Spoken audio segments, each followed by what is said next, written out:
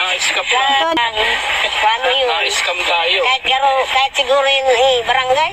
Wala naman yun. Kausapin niyo po. 50K po. 50K? O baka matawaran pa natin. Magkano po nga dito?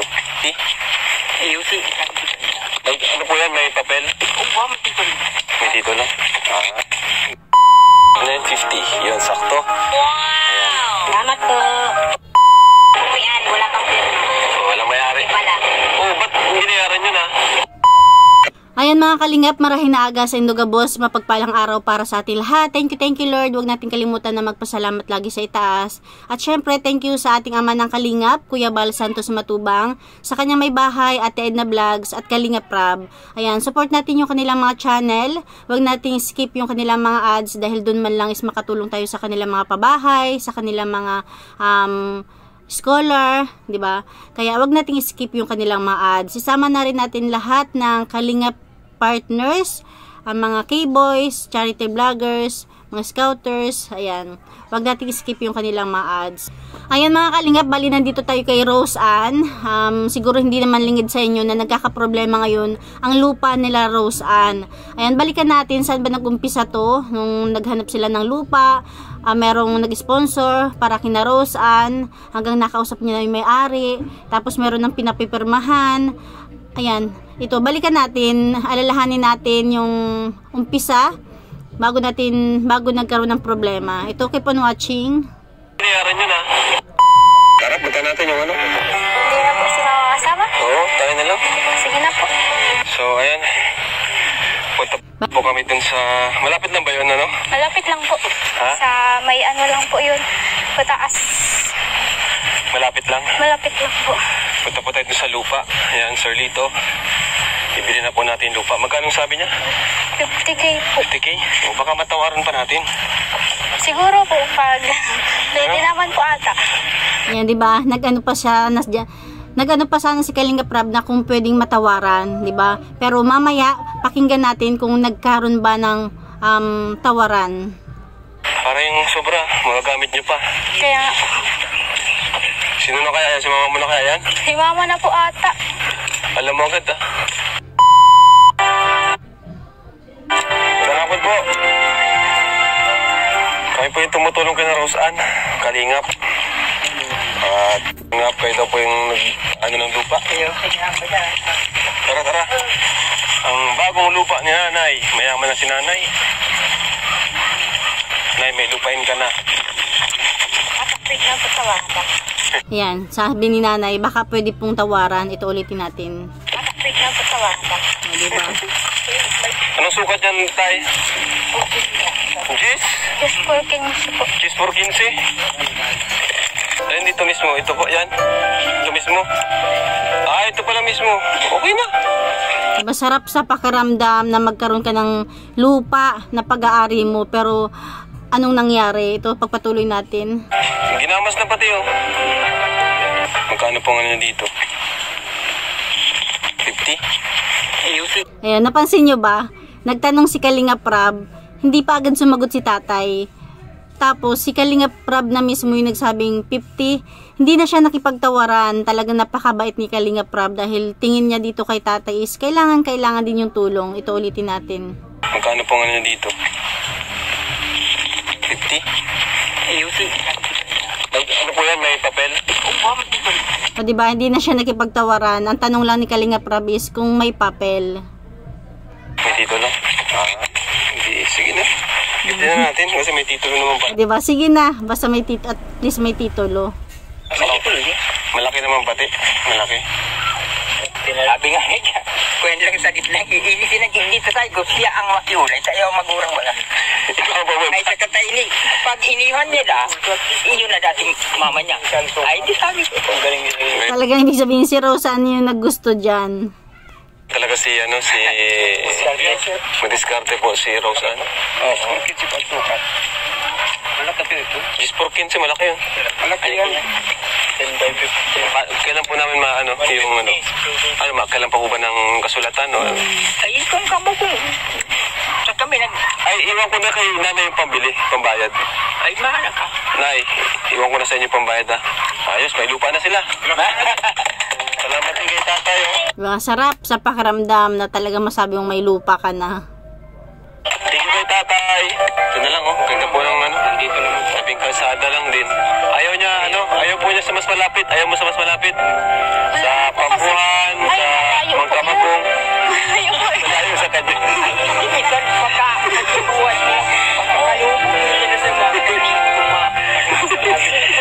Bukas na lang po, ano? Salamat po. Thank you. Thank you po kay Sir Lito. Thank you po, Sir Tumulong sa lupa niyo. Salamat po. Sir Lito. Sir Lito, salamat po sa inyo. Maraming salamat. So, ayun mga kalingap. Ayan, yan naman yung binigay na ni Kalingap Rab, yung pera, pambigay dun sa may-ari daw ng lupa. Yan din, yung oras ding yan. Nakita na po natin lupa nila nanay, nila Rose Ann. At so, andito na rin po yung pangbili natin, pambayad ng lupa mula kay Sir Lito. Thank you so much po. So, bibigyan ko po sa inyo na ya. Tapos bukas, punta niyo kagad, no? So, ano po ito? 50,000 pesos. 950. Yun, sakto. Salamat po. Diba, kahit sino talagang mapapapalakpak. Napakan natin si Sir Lito. Tapos ito naman, yung sumunod na pagbalik nila Kalingap Rab kina nanay. May pinakita si nanay na parang papel about sa lupa. Parang yung sa latan. Kaya lang mapaabogado pa daw kami. Nabayaran nyo na? Wow, ito po mga kalingap po. May lupa na sila. Ayan. Yan, 'di ba? Nagulat si Kalingap Rab nung sabi ni nanay na yung may-ari wala pang perma. Napaha, ulitin natin. Wala pang perma. May-ari wala pang perma. Yung may-ari wala pang perma. Walang may-ari? Wala.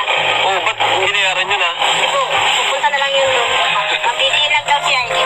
Ayan po. Diba? Masyadong nagtiwala si nanay dahil kakilala, 'di ba? Pero ang tanong, na-scam nga ba talaga sila o may problema lang na kailangang ayusin? Po kay Sir Lito ulit. Ito po, may lupa na sila. May lupa na. Diba? Andun na lang talaga yung kasiyahan nila nanay, ng buong team ng Kalingap, lalong-lalo na syempre si Kalingap Rab. May lupa na. Nay, hindi ka katingin. Gumaganda ka nanay ha. Simula, yung unang punta namin dito, yung mukha mo, stress na stress. Bagsak yung mukha mo. Diba? Gumanda na si nanay, naging fresh yung mukha niya, naging maliwalas, pero ngayong na nagkakaroon ng problema, naku, ewan ko na lang. So, saka may mga ano rin, mga tumutulong sa inyo. And ito na nga po, may lupa na sila. Maraming salamat po kayo dito sa sponsor natin sa inyo. At ano po kami sa kunting sa kahirapan. Nakaangat na po kami dahil sa inyo. Maraming salamat po. Utang po namin ang buhay namin sa inyo. Oh, grabe. Napakalalim na. Buhay talaga nanay ha. Oo. Bukat. Ayan, dito na tayo sa part na pinaka-latest upload ni Kalingap Rab kina nanay ni Roseann at kay Roseann na dito na natin nalaman na nagkaroon ng problema na hindi ko alam dahil wala naman ako masyadong kalaman dito kung napakalaking problema ba nito o hindi. Bukas, bilan kita ng lupa, 500,000. Ay, meron na po kaming lupa. Kaya lang Lupa. meron na po lupa. Kaya lang may problema pa ang lupa namin. Wala Hindi yung 500,000, ipatayo natin ang bahay. pa pong titulo. Akala ko nag-usapan na po tayo. Sabi daw po may titulo. Pagpunta namin doon, wala. Ano bang ginawa nyo? Meron Oo, akala ko nag-ano na. Hindi po, nagawaan. Wala po. Sa barangay lang po. Sulat sa barangay. Pero Nagpirma po siya. Hindi po, wala. Kuya Len, nagbayad na tayo nun. Bawal daw po yun sa kanila. Kasi No, it's not. Pwede rin yun. Ipanotaryo mo, Nay. Ang gawin mo, papanitaryo mo, and after that, kumuha ka doon sa LRA yata, registrative. Meron kasi yung form na kukunin mo, ang pipirma lang si Kapitan at saka dalawang kagawad. Pwede mo lang i-transfer. ay, wala po. Ayaw po ni Buti na lang nandyan si Ma'am Marilyn kahit papano, ayan, napapayuhan si nanay. sila magpirma. Yung lupa. Pag lupa po daw, hindi sila pwedeng magpirma. Paano po yung binayad niyo po? Nabayad na po kayo? Kaya nga. Bayad na, wala na yung pira. Pigbayad daw din daw sa lupa din. Ayun, 'di ba? At least Ibig sabihin yung pera nila nanay, binayad din daw sa lupa din. Na ibig sabihin lahat ng kapatid, lahat ng may-ari ng lupang yun nakinabang. Kaya kung talagang habulin tulad nila nanay, may habol sila nanay. Kasi 'di ba, may lupa naman eh. Ang problema nga lang, hindi nagkakasundo yung magkakapatid. What you mean? Naawan to, na ano ka, na-scam ka? Hindi naman po, nandiyan po ang lupa, kaya lang po, wala pong titulo. Sabihin mo na ngayon, at may lawyer ako. Yung titulo po, nasa kapatid pa daw. Hindi pa daw, hindi na Kasi napapahat. ganito yun, mother title kasi yun, pwede mo pa rin i-separate yun. So now, punta ka doon sa DENR or Register of Deeds. Meron kasi yung mga walang papel, yung hindi pa nasa-separate. May form doon na kinukuha. Tanungin ko si attorney mamaya, tsaka si Baloy. Alam nila yun eh, nakalimutan ko lang yung form na yun. Pipirma lang, kapitan at saka dalawang kagawad. Pwede mo nang i-title. Ay, wala Wala po kayo sila. nakuha kahit ano, papel na... Papel, yun lang halos. Punta barangay, ay gal na barangay. Ang may pirma lang yung nagbinta ng lupa. Yun lang. Wala kayo. Baka naman iska. Tapos nagpunta ako sa abogado. Hinahanap ko yung titulo. Hindi daw pwede magpagawa ng notaryo pag walang titulo. Saka dapat kasama daw yung may-ari. Yung mga mother title nga, yung may-ari. Hindi naman po sumama dahil wala daw siyang Tapos titulo sinian pa. mo ng ID, ng government ID. Baka Para naman pag manotaryo. napatay na natin ang bahay. Kaya nga. Yun lang ang mahirap niyan. Hindi naman pwedeng bawiin dahil wala na yung Ang pera. gawin mo na, pumunta ka sa, sabihin mo lang yung location, kaya ipapakita nila sa'yo yung vicinity map, ipapiprint mo, para makuha mo yung, and then after that, pumunta ka ng Register of Deeds, makukuha mo yung certified true copy. Ang ganun. Tingin ko may habol dun sila nanay kasi 'di ba nabanggit niya na yung pera na ibayad din daw sa lupa. Tandaan mo yan. Panoorin mo Tanda, ulit. bibi. Ano, ilikot mo, bibi. Bibi ka na po, ma. Makalimutan ko. Patawa talaga. Ilikot mo. Makakakuha ka. Ito, panood nyo na lang yung vlog. Oo, makakakuha ka. Ipapakita nila yung mapa. Kung Tama. sino yung owner talaga. Makikita mo doon kung niloko ka or hindi.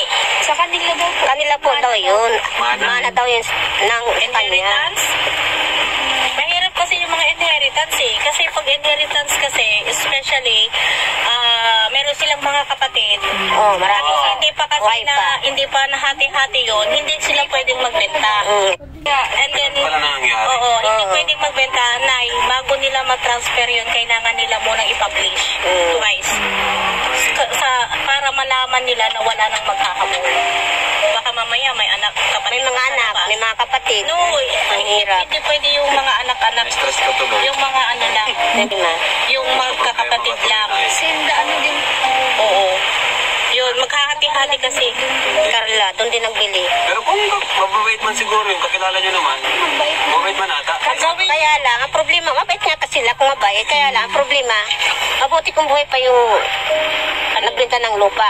Ay, wala nakapirma doon sa kasulatan. Ay, Kasi kung wala. na, nung bumili kayo, ang ginawa nyo dapat, alam nyo na maraming hindi pa nahati-hati. Ang ginawa nyo, lahat sana nung magkakapatid, pinapirma nyo doon. Hindi ko po kasi alam. Pagdating dyan sa lupa na yun, wala pa akong alam dyan. Ha? Bitya naman tayo. Hindi Kuya. Ibig sabihin yung ano, iba yung may nag-ano na bat na anak, may nag-angkin. Yung panganay. Nag-angkin. Pwede na Yung nakita mo yun nung nagpunta tayo doon mataba babae. May nag-angkin. Sa kanya daw yun, mana.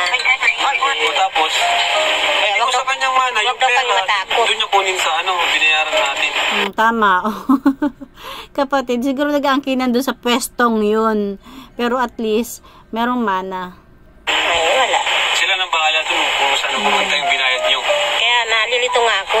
Dapat pala, maghati-hati yung magkakapatid na maibalik yung pera. Kasi sa lupa din daw na ibayad eh. Paano yan? Na-actionan. Pero ang sabi, yun ang sabi nung nagbenta.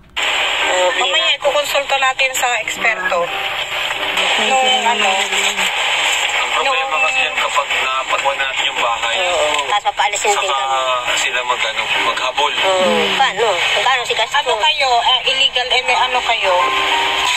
Sayang, wala Bakit rin. meron kayong pinangahawakan na papel man lang sana na deed of sale? Yung kuya Rab na pumunta dito kapon yung nagbili ng walis, kung hindi pa daw ako nakabili ng lupa. may bibinta sana siya. Kaya lang, 100,000 may titulo. Dalawang bahay naman pwedeng mag-ano doon. Halimbawa, Cynthia. Dalawang bahay. Si Cynthia din, naghahanap din. Kaso nga po, Wala na nga yung pera namin. Paano pa yan makukuha? Pera namin. Ayun, di ba? May sinadya sana si nanay na magandang lupa. Kaya lang paano, wala na yung pera. Na-scam lang. Sayang. Paano yun? Na-scam tayo. Kahit siguro yung barangay. Wala naman yan. Kausapin niyo po. Tinanong niyo nanay. Mahirap. Palagay ko, hindi to masabing sila Kalingap Rab, ipapabarangay o kakasuhan. Hindi to gagawin nila Kalingap Rab kasi sobrang babait nila. Dapat ang kumilos talaga nito is si nanay na kung may tutulong kay nanay. Anong sabi nung pinagpinagpinagpinag ng pera? Hindi naman daw kayo ni-scam. Hindi man daw, wag daw kayo matakot kasi, Huwag matakot. kasi sa kanya daw yun mana, oo nga sa kanya. Kaya lang, may mga kapatid nga siya. yun nga yung problema Ang nga problema, may mga kapatid. Ilan ang kapatid? Hindi yan assurance. 4 pa ata ang kapatid. Napapirma niya yung mga kapatid. Walang pirma, siya lang. Wala pa rin. Wala Hindi pa rin talaga. niya masasabing mana niya yung kasi ayaw pumirma. Kasi pag nasa mother title yun, kailangan pumirma lahat. Ang isa pa po doon ay ano man daw, hindi magkakasundo. Wala pa na. Laban. Yari tayo doon. Tanong mo kung sino Nakapagtapag ba kayo ng pinta? Siguro tayo nagbinta ay. Nagbibintang hindi alam ng mga kapatid. Kahit nga kuya, pero hindi siya makapagpa-title kasi pirma. Dapat, dapat din niya sa atin. Di ba sabi sa iyo nasa kanya ang titulo ano. Sabi sa atin, type. Nakablog yun. Pwede mo siyang sampahan ng estafa or fraud. Sabi ni, usap niya si Kuya Rab, nasa akin ng titulo. Hindi, pag pag ikaw compliment pag walang pera, pwede naman siya sa mag-file sa... Ayun mga Kalingap, hanggang dyan na lang yung ating share. Binalikan na lang naman natin yung mga unang, di ba, na punong-puno ng pag-asa, pananabik, di ba? Tapos ngayon biglang, nakapanlumo dahil nagkaroon ng problema. Pero sa tingin ko, hindi naman as in todo-todo yung pagka-scam nila nanay dahil, ayun, parang meron akong alam na ganyan doon sa probinsya namin, doon sa, sa asawa ko. Halimbawa, di ba, may lupa sila, magkakapatid, yung sa tito-tita, sa sa biyanan ko. Tapos, pag may nagbenta at hindi payag yung pamilya, meron doon sa pamilya nila na tubusin yung binayad ng tao para hindi mailabas sa pamilya. Kung gusto nila is pamilya lang yung manirahan, parang binalik yung pera. Pero kung ganyan, hindi natin alam. Ayan, basta sila na may alam niyan, yung batas na nakakalam niyan, tayo kasi wala tayong alam diyan. O ako pala wala akong alam diyan. Ko lang yung kuro-kuro ko lang. Syempre kayo baka mas may alam kayo, suggest kayo, 'di ba? Malay nyo is makatulong kayo na nanay, suggest kayo sa video ni Kalingap Rab. Ayan lang mga Kalingap, thank you for watching. God bless you all and Jesus loves you.